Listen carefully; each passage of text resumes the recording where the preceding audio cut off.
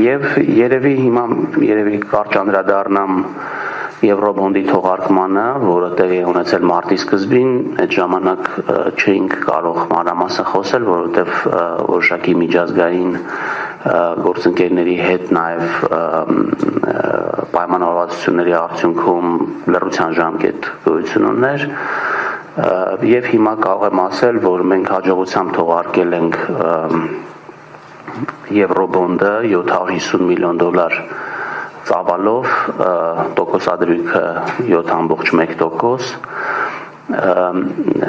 Եթե մի երկու բառ ասեմ, որտեվ այս մասով նաև մեկնաբանություններ են եղել լրատվամիջոցներում, սովորաբար եվրոբոնդերը գնանշվում են ամերիկյան գանձապետական պարտատոմսերի տոկոսադրույքների համեմատ, դրանք համարվում են